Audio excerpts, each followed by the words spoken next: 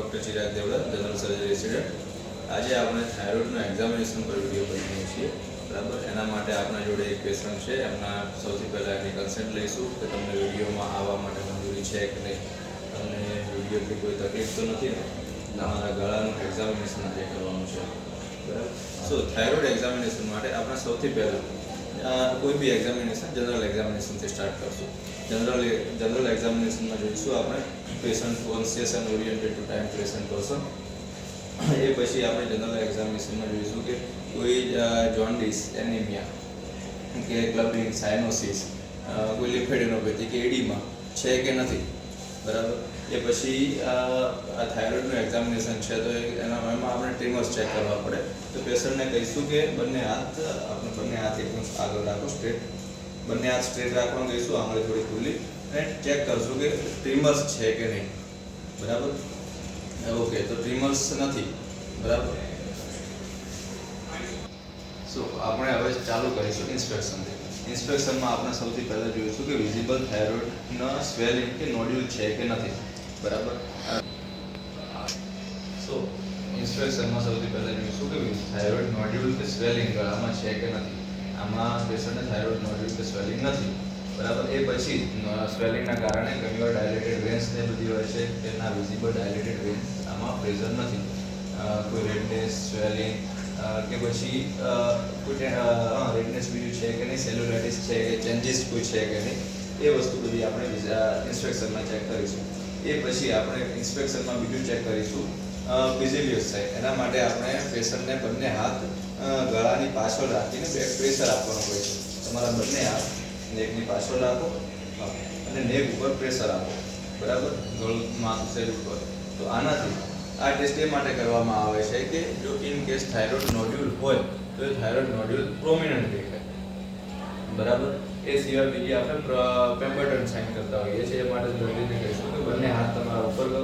બંને હાથ ઉપર કરશું તો આ સાઇડમાં ડાયરેક્ટ એંગોજ વેન્સ કે પછી ફેસ પર રેડનેસ કે પફીનેસ જેવું ચેન્જીસ આવે છે કે નહીં, બરાબર. હાથ નીચે કરી દો તમારા. એ પછી આપણે ઇન્સ્પેક્શન પછી જઈશું આગળ પાલ્પેશન માટે, બરાબર. તો હવે આગળ આપણે પાલ્પેશન સ્ટાર્ટ કરીશું. પાલ્પેશન માટે આપણે પેશન્ટની બિહાઇન્ડ ઊભા રહીશું અને એ પછી એન્ટિરિયર અને પોસ્ટિરિયર ટ્રાયેંગલમાં પાલ્પેટ કરશું. સૌથી પહેલાં થાઇરોઇડમાં કોઈ સ્વેલિંગ કે નોડ્યુલ છે કે નહીં એની પહેલાં રાઈટ સાઈડ અને પછી લેફ્ટ સાઈડ એ પાલ્પેટ કરશું. એ માટે સ્ટાર્ટ કરીશું આપણે એડમ્સ એપલથી. એ પછી નીચે ક્રિકોઇડ કાર્ટિલેજ અને પછી ટ્રેકિયલ કાર્ટિલેજ પાલ્પેટ કરતા જઈશું, બરાબર. એ સિવાય નેકમાં બંને ટ્રાયેંગલમાં કોઈ લિમ્ફ નોડ્સ એન્લાર્જમેન્ટ છે કે નહીં એ ચેક કરીશું. સુપ્રાક્લેવિક્યુલર લિમ્ફ નોડ ચેક કરીશું, સબમેન્ટલ લિમ્ફ નોડ ચેક કરીશું. અને જો નોડ્યુલ કે એ થાઇરોઇડમાં સ્વેલિંગ કે નોડ્યુલ હોય તો એને પેશન્ટને થોડુંક ડાઉનવર્ડ ટિલ્ટ એડ કરીશું તો પછી એનું નેક રિલેક્સ હોય તો પાલ્પેબલ ઇઝી રહે, પાલ્પેશન ઇઝી રહે. એ પછી પેશન્ટને કહીશું કે સ્વેલિંગ માટે તમે ફ્લૂક અંદર કરતા હોય એ રીતે કરો. હા, તો ડ્યુરિંગ ડિગ્લુટિનેશન આપણે સ્વેલિંગ ચેક કરીશું કે મૂવિંગ ડિગ્લુટિનેશન સાથે મૂવ થાય છે કે નહીં, બરાબર.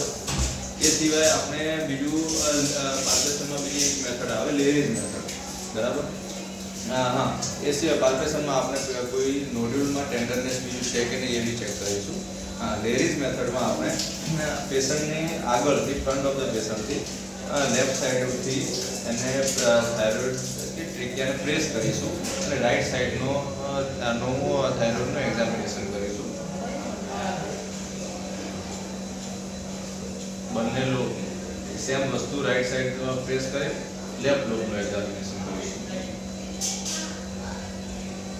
બરાબર. એ સિવાય આગળ પછી ઓસ્કલ્ટેશનમાં આપણે ચેક કરવું હોય તો ગોઈટર કે બીજો કોઈ હોય તો એમાં આપણે ઓસ્કલ્ટેશનમાં બ્લડ ફ્લો ગોઈટરમાં વધારે હોય તો એમાં ગોઈટર કે એમાં બ્લડ ફ્લો વધારે હોય તો આપણને ઓસ્કલ્ટેશનમાં બ્લડ બી ઘણીવાર સાંભળવા મળતા હોય છે. આ રહી આપણી થાઇરોઇડ એક્ઝામિનેશનની મેથડ. બીજી બી અમુક મેથડ્સ હોય છે જે આપણે કરતા હોઈએ છીએ, પણ આટલું જે છે એ બેઝિક થાઇરોઇડ એક્ઝામિનેશનમાં આવતું હોય છે. Thank you.